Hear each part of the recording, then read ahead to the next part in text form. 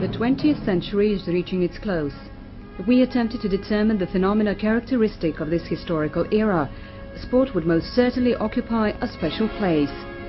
Sporting events have become the most significant festivity of the contemporary world, and the Olympic idea its humanistic gospel. The calendar of leading sporting events has assumed the role of religious calendars and become spiritual mainstay, and the stadium the most important cult place of the contemporary world.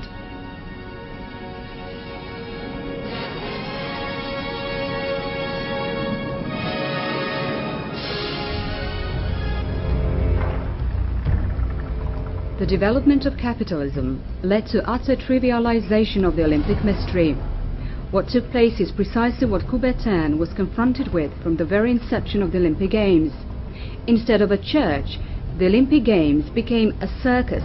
Instead of being honorable guardians of the original spirit of the Olympiad, the gentlemen of the International Olympic Committee became unscrupulous Olympic Games dealers. Coubertin's Olympic idea was sacrificed to the god of money.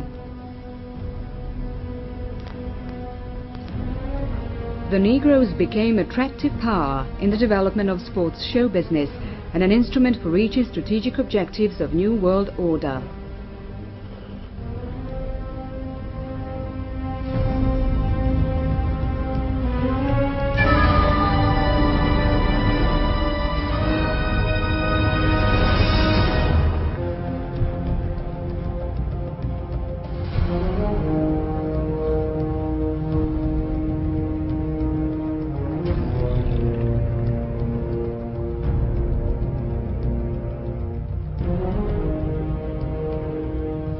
This was well perceived by legendary champion of Afro-Americans' human rights, Martin Luther King. He dubbed black stars of U.S. sports black gladiators of the 20th century, who were a disgrace for the black race, as their white masters were using them for covering up the miserable position of the black population in the United States and for depoliticizing it.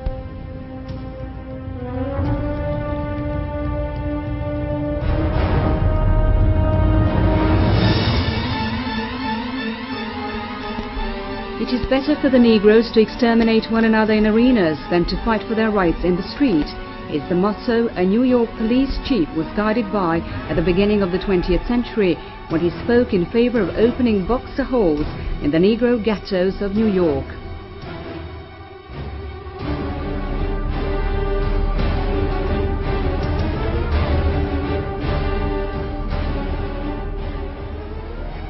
Martin Luther King knew that sport was not leading the Negroes to a promised land.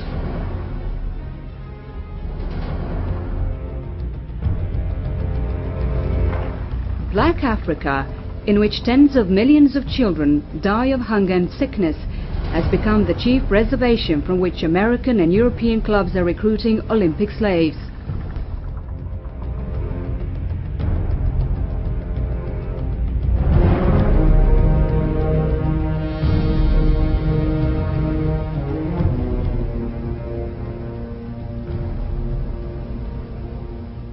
Every year, tens of thousands of young Africans vanish in the increasingly deep swamp of world sports, which has become one of the extermination sites for the poor in the world.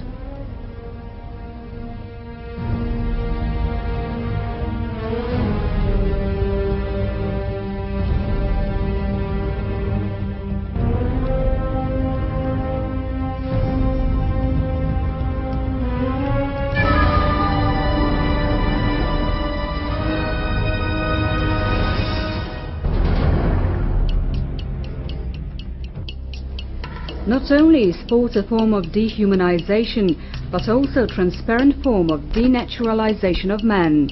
It became a death industry, and as such it mirrors the prevailing tendency of the world's development.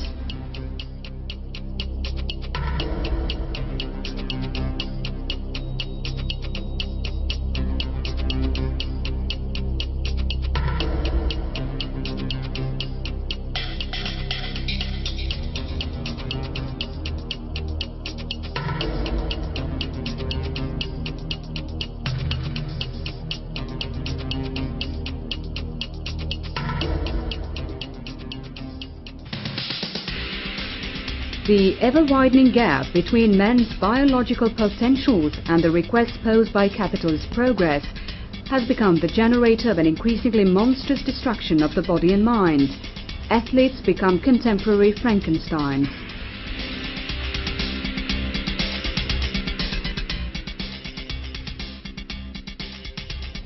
Sport is a symbolic indication of the end of the epoch based on the social Darwinian doctrine and the absolutized principle of performance. The principle of competition has become one of dominance, while the principle of progress has become one of destruction.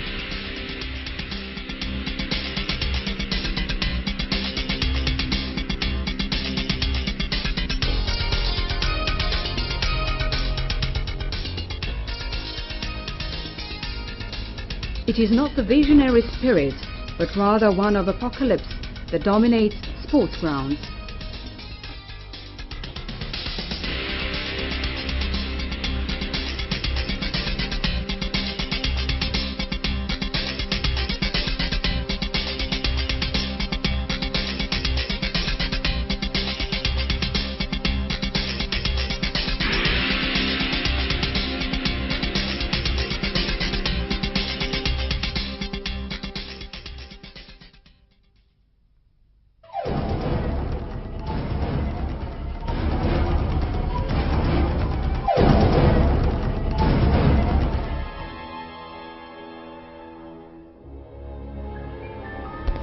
The audiences like the smell of blood is the golden rule on which the world sports industry rests and which represents one of the mainstays of Western democracy. Just as in ancient Rome, experiencing its fall and increasingly large portions of blood in the Colosseum were substitute for increasingly small portions of bread, currently increasingly large portions of blood on sports grounds are man's compensation for his increasingly uncertain and bloody life.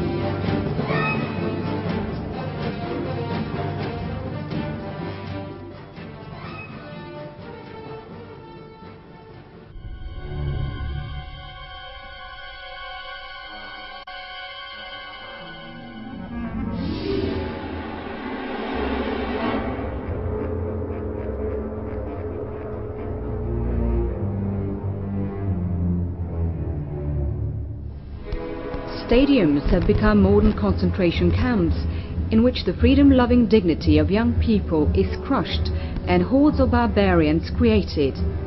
Sport is the most efficient way of drawing man into a more horrid maelstrom of destructive mindlessness, tantamount to self-destructive frenzy of ancient policies which brought about the collapse of the Hellenic world.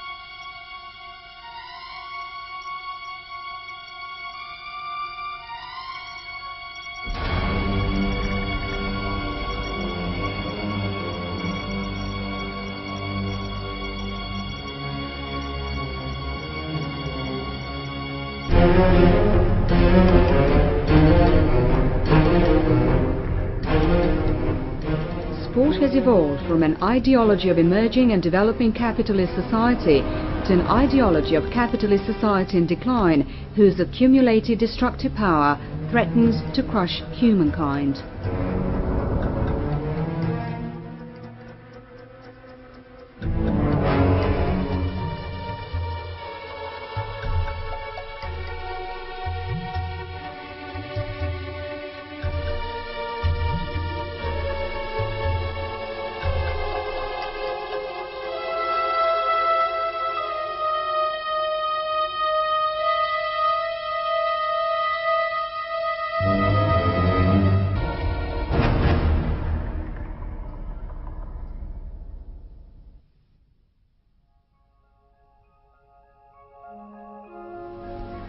The stand that the modern Olympics represent the revival of the ancient Olympic Games occupies a central place in modern Olympic mythology.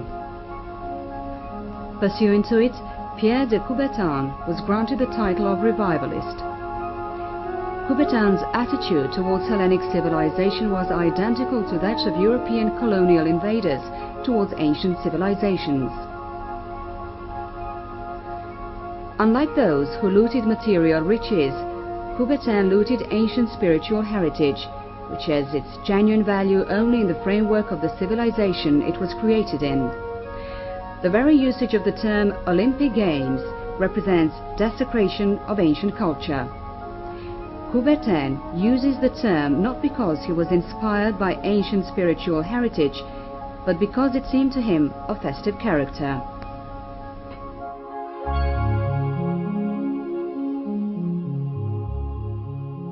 In a bid to deprive men of the possibility to confront the established world, Coubertin omits from Hellenic culture, the spiritual cradle of Western civilization, everything that inspires men to raise quintessential questions about his human existence, the world, and man's attitude towards it. The Hellenic macrocosm abounds in deities, symbolizing not only the diversity of living forms, but also that of the physical, emotional, spiritual, and intellectual being of man. Coubertin removed from Olympus all gods who question his rigid utilitarian view of the world and his positive man who is an embodiment of that world. What's most important, Coubertin discarded the freedom-loving impulses of Hellenic culture, including not only the Prometheus myth, but also the critical thought which called into question the basic relations and values the world was based on. Freedom-loving argon is true quintessence of Hellenic humanism. One of the most significant tasks of modern Olympism is to pull up the freedom-loving roots of antiquity and to do away with the freedom-loving traditions of mankind and the freedom-loving dignity of man. The commitment to an idealized past as a source of true values is the most significant bond between antiquity and Coubertin's Olympic idea. The Olympic Games are one of the deified threads introducing order into the chaos of events, unraveling in the shade of Kronos' hill, which is a symbol of permanence in the set and perpetual Olympic times in which there is no future. Coubertin himself insists on the preservation of the sacred rhythm of the holding of the Olympics, but the modern Olympic idea is a cult of the existing world, and as such it is devoid of spontaneity and sacredness. At the same time, the Olympic Games are a festival of spring and youth, signifying the regeneration of the vital force of capitalism, and their sacred rhythm is a symbolic expression of the unbreakable chain of deaths and births. The Olympic Games are a capitalist resurrection.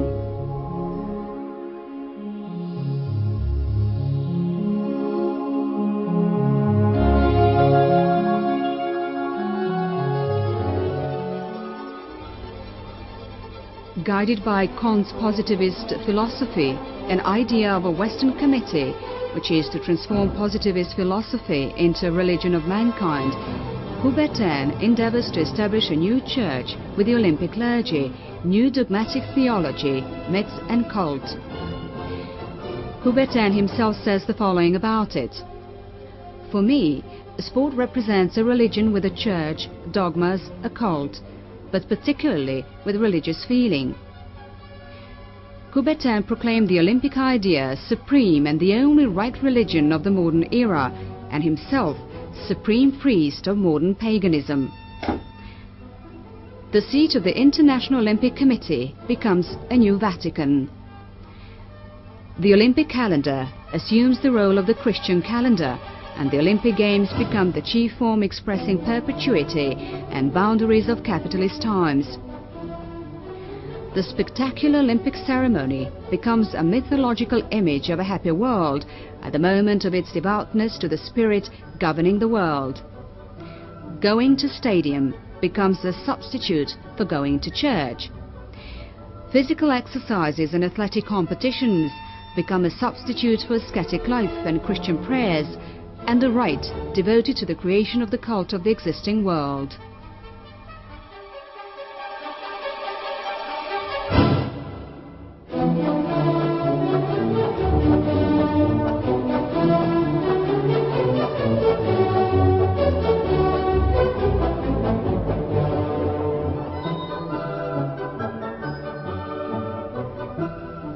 The Olympic movement did not arise from the development of sport, but under the influence of the spiritual climate dominant in Western Europe in the second half of the 19th century, which is an outcome of several factors.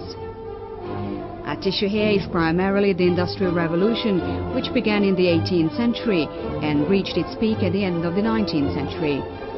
It became a basis for the creation of the myth about unlimited possibilities of the development of science and technology, on which rests the Olympic progress, whose essence is expressed in the well-known maxim, faster, farther, stronger.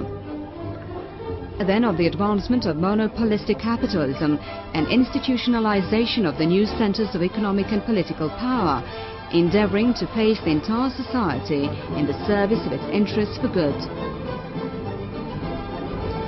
The main brunt fell on democratic institutions, which emerged from political strife between progressive bourgeoisie and workers, and the creation of a new totalitarian mechanism of power became much more important, which would be an exclusive political means in the hands of bourgeoisie. The new elite of the rich aspired to craft a universal and global ideology which would follow the progressive spirit of the new times, and which in itself would be analogous to that of aristocracy in the Middle Ages in the form of Christianity.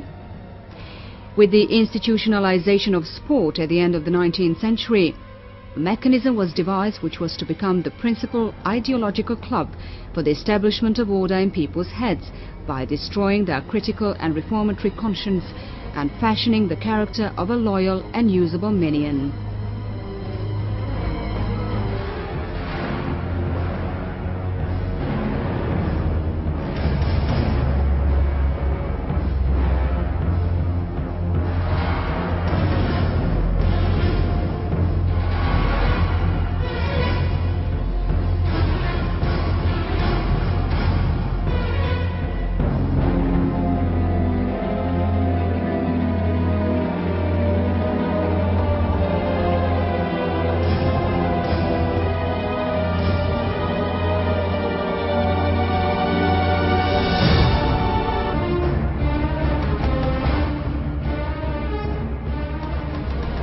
The original intention of Coubertin's Olympic idea was to use international sport as a means for creating phalanges from bourgeois youth, which will secure France's colonial expansion. In order to preserve the myth about Coubertin the peacemaker, the Olympic gentlemen are persistently reiterating the lie that Coubertin revived the Olympic Games, guided by the maxim, "It is important to take part and not to win." It is as late as July the 19th, 1908, that a Pennsylvanian bishop uttered these words in St. Paul's Cathedral in London at a mass devoted to the London Olympic Games. "May France's colonial glory be restored," and "Get rich," were the slogans fanatic nationalist and racist Coubertin chanted as he set off towards the Olympic heights, endeavoring to inspire French bourgeoisie for new colonial encroachments. He insists on the contest between France and England, which, as the leading colonial force, was Coubertin's sacrosanct model.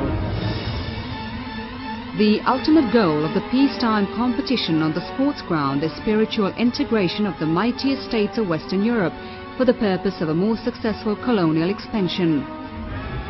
What made it possible for Coubertin's Olympic idea to become a global spiritual power is its being an ideological plume of imperialism. The interests of European capitalism are the basis of Olympic internationalism. The European colonial expansion is a source from which Coubertin derived the strength for his Olympic mission and on which the success of his revival venture rested. Olympic missionaries were tasked with doing what the Catholic Church, as the leading spiritual power of the West, failed to achieve: to do away with national cultures and carry out spiritual colonization of the world.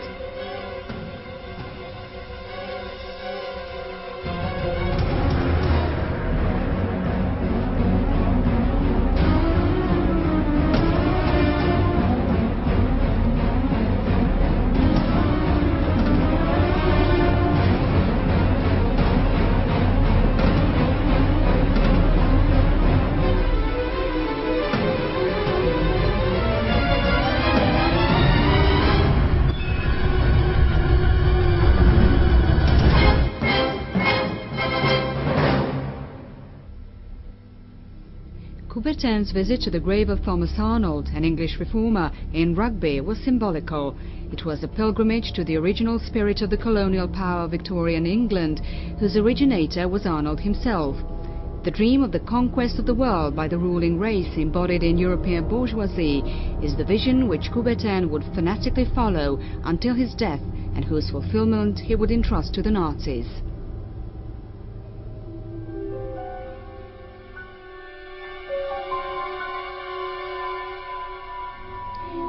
Embracing social Darwinian laws as a sacrosanct basis for the development of society, Coubertin discards pacifism as a core of the establishment of relations among nations and races and declares war for the imminent and welcome fate of mankind.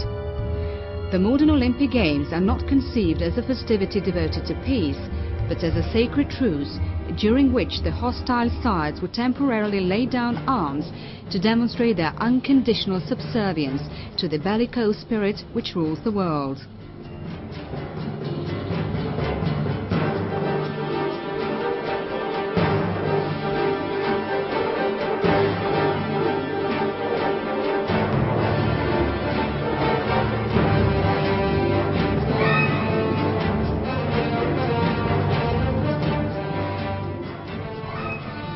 What gives special dimension to Coubertin's doctrine is his grasp for war as the highest test of man's maturity and the purest of forms in which natural selection is realized, being the basis of the improvement of mankind.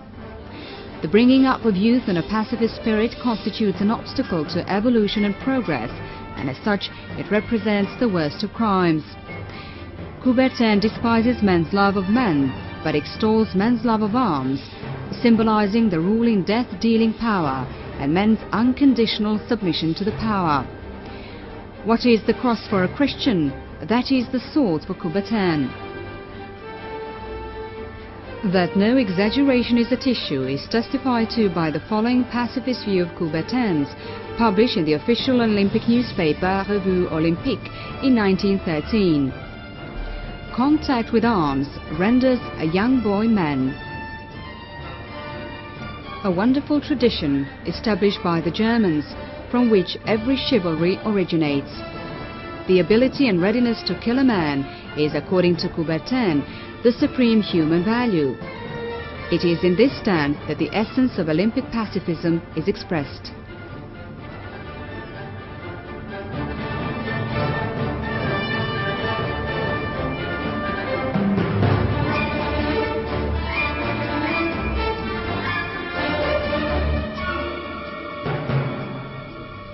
From the shambles of World War I, into which European aristocracy and bourgeoisie pushed workers and farmers, a revolution was born.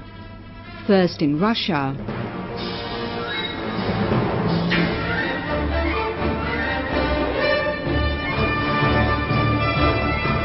and then in Germany.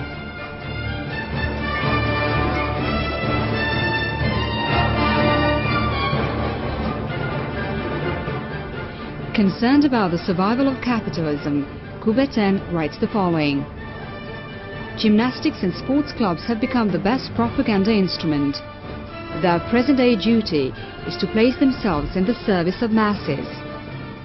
Now the life of proletarian youth must be focused on the quest for pleasure in sports, which is the cheapest entertainment for working masses, which keeps them under control.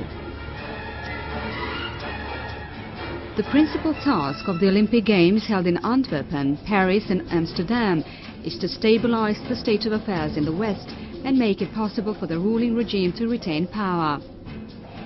Even this time, sport proved to be an exclusive means of bourgeoisie for the fulfillment of its strategic interests.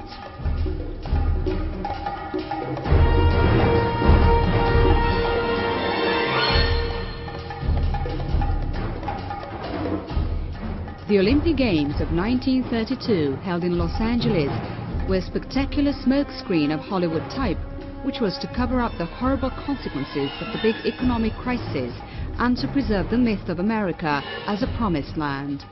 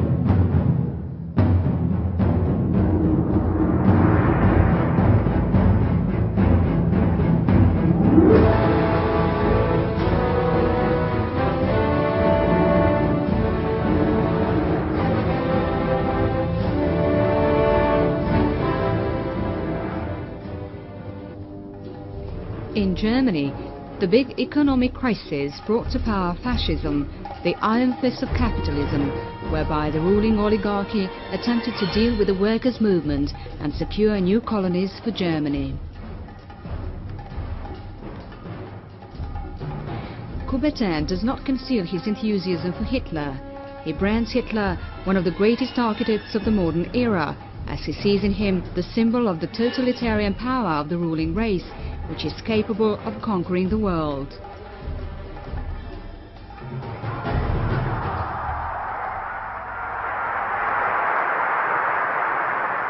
Ich habe deshalb es abgelehnt, jemals vor dieses Volk hinzutreten und billige Versprechungen zu geben. In uns selbst allein liegt die Zukunft des deutschen Volkes. Wenn wir selbst dieses deutsche Volk emporführen durch eigene Arbeit, durch eigenen Fleiß, eigene Entschlossenheit, eigenen Trotz, eigene Beharrlichkeit, dann werden wir wieder emporsteigen. Geht eins aus, Deutschland nicht des Selbst erhielten, sondern selbst den schaffen mussten.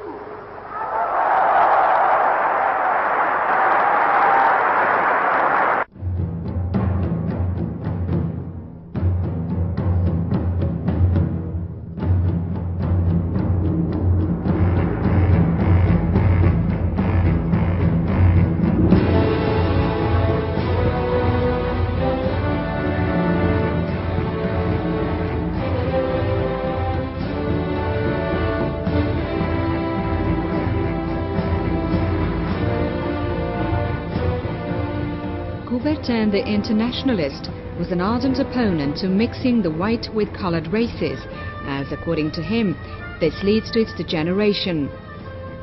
The fight for the purity of the white race remains the chief goal of its every member, Coubertin cautions. Long before the Nazis enacted racial laws in August of 1935, Coubertin called on the members of the white race not to allow their blood to be tainted by that of lower races, including the Jews, whom Coubertin pronounced Asiatic.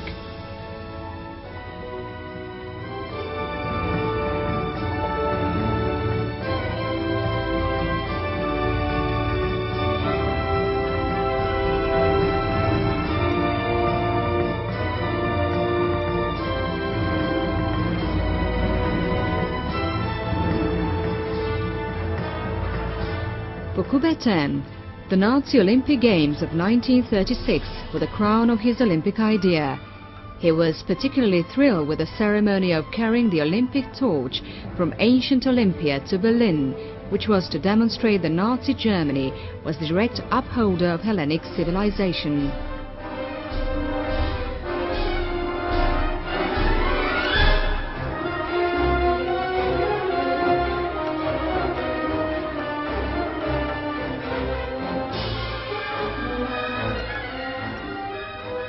The passage of the torch through intervening countries, Greece, Bulgaria, Yugoslavia, Hungary, Austria and Czechoslovakia, was an encouragement for domestic fascists and contributed to the promotion of Nazi Germany and Nazi ideology.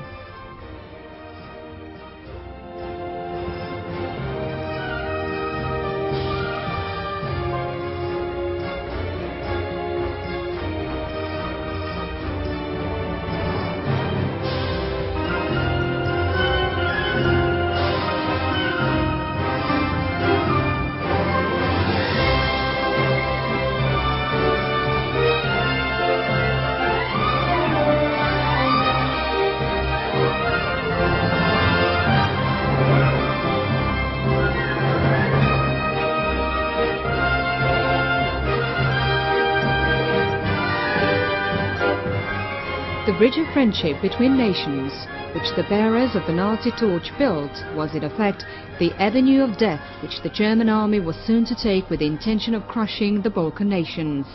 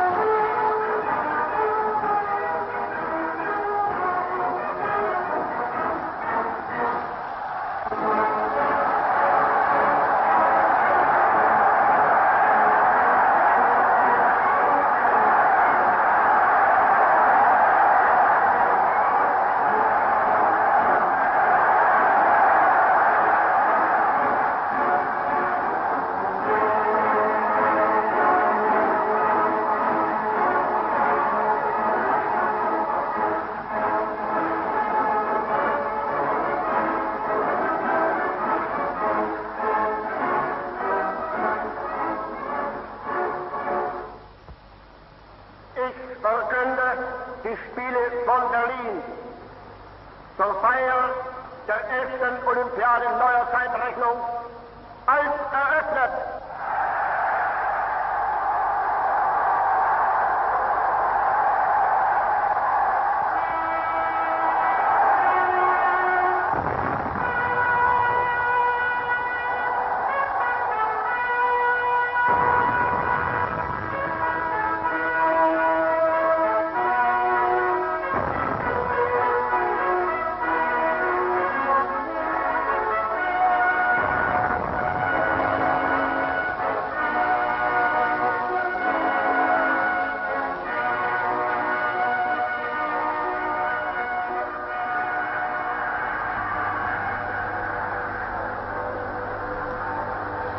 Coubertin's loyalty to the Nazi regime was so great that the Nazi Olympic leadership, with Hitler's consent, decided to nominate Coubertin for the Nobel Prize for Peace, and that his speech closed the Berlin Olympic Games. Here follows Coubertin's Olympic speech. Keep watch on the sacred flame. The games of the 11th Olympiad will soon be only memories, but memories how potent and how varied. Memories first of beauty. Since the moment just 30 years ago when I called to Paris a conference on arts, letters and sport, with the aim of establishing a permanent link between restored Olympism and the works of the mind, intelligent efforts have helped in the realization of the ideal from Stockholm to Los Angeles. And now Berlin has consecrated it forever, with daring innovations crowned with complete success, such as the relaying of the sacred torch from Olympia, and also the magnificent festival in the monumental stadium on the first evening of the Games. Both of these projects conceived by my genial and enthusiastic friend Carl Diem.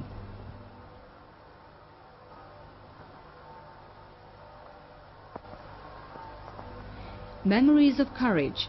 For courage was necessary in order to face the difficulties which the Führer met from the outset with the fight of his will, Wer wollen bauen, and in order to resist the disloyal and treacherous attacks from various quarters which sought to impede the advancing work of construction. Memories lastly of hope, for under the aegis of the symbolic 5-inch flag there have been forged muscular understandings stronger than death itself. The swaying and the struggles of history will continue, but little by little knowledge will replace dangerous ignorance. Mutual understanding will soften unthinking hatreds. Thus the edifice at which I have labored for half a century will be strengthened. May the German people and their head be thanked for what they have just accomplished. And you athletes, remember the sun-kindled fire which has come to you from Olympia to lighten and warm our epoch. Guard it jealously in the depths of your being, in order that it may leap up again on the other side of the world for years hence, when you celebrate the 11th Olympiad on the far shores of the great Pacific Ocean.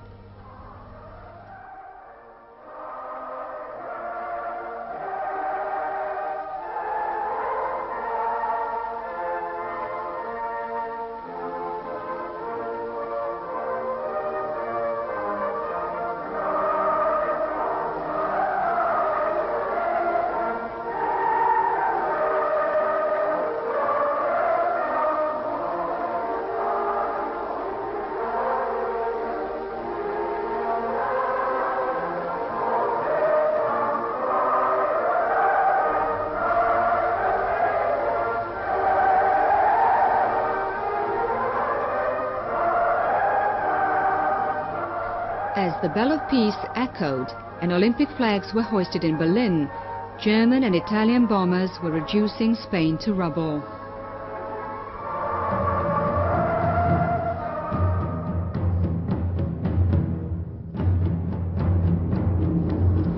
The Spanish Republic, with a tacit consent from the West, was dying in blood and ashes.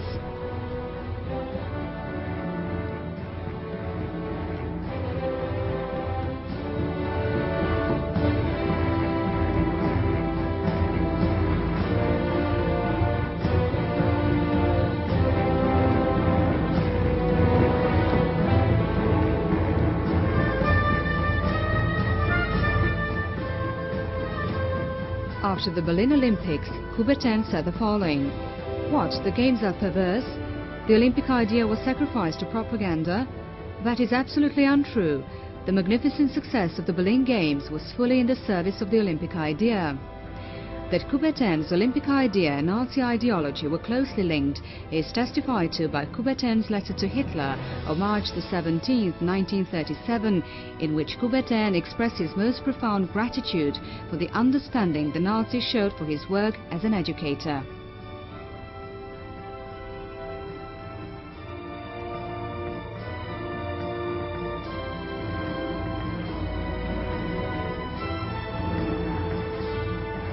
Coubertin had yet another reason for being grateful to Hitler, namely, the aged Coubertin spent almost all of his 500,000 gold French francs he inherited. Hitler approved the payout of 10,000 Reichsmarks to Coubertin. The father of the modern Olympics accepted the money with great pleasure and gratitude. Coubertin proclaimed the Nazis upholders of his work. He informs them that he bequeathed to them his written legacy, amounted to 60,000 pages, and entrusted them with the task of preventing his Olympic idea from being distorted. Coubertin also entrusted the Nazis with the fulfillment of his last wish, to have his heart buried at ancient Olympia. They did not fail him. They built his heart into the monument erected in the Olympic Valley, named Pierre de Coubertin's Valley.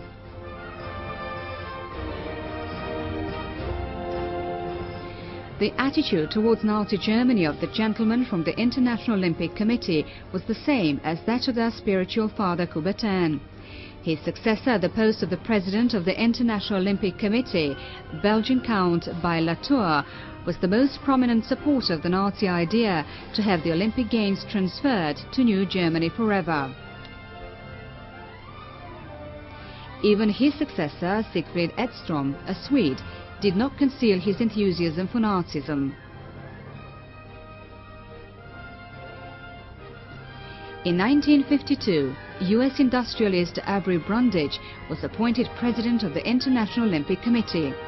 He was a member of Lindbergh's Fascist Party in America, and during his lifetime he remained an unconcealed admirer of Hitler's.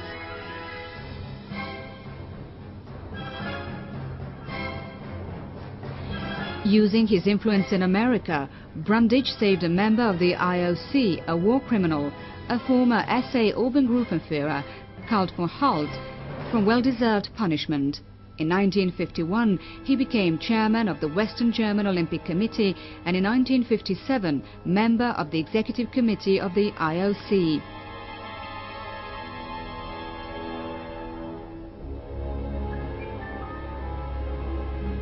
Thanks to Brundage, Juan Antonio Samaranch, who used to be one of the most prominent figures of the Spanish fascist movement, became member of the IOC. His 40-year-long fascist career was crowned with the post of the governor of Catalonia, to which he was appointed by Franco in 1973 to conduct retaliatory measures following the murder of Carrero Blanco by the ETA. Samaranch committed unheard of terror. Prisons were full. More than 3,000 people were killed. A special method dubbed garrotte vil was applied for dealing with the leftists: strangulation with the use of iron necklace and a nail which is driven into the spinal cord. In 1980, Samaranch became the president of the International Olympic Committee. Yet another fascist villain became the benefactor of humankind by putting on Olympic attire.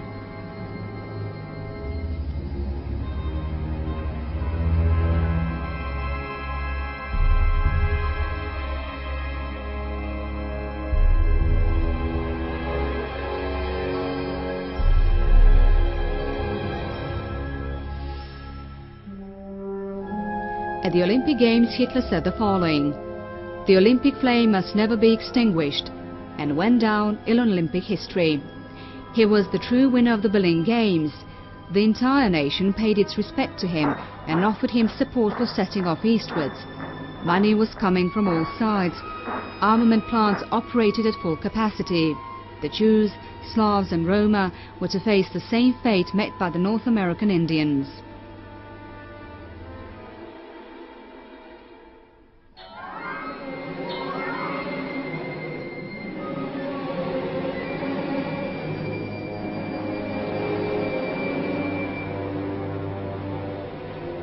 Hitler did not wait for long. The sign for the movement was given by Olympic herald Neville Chamberlain.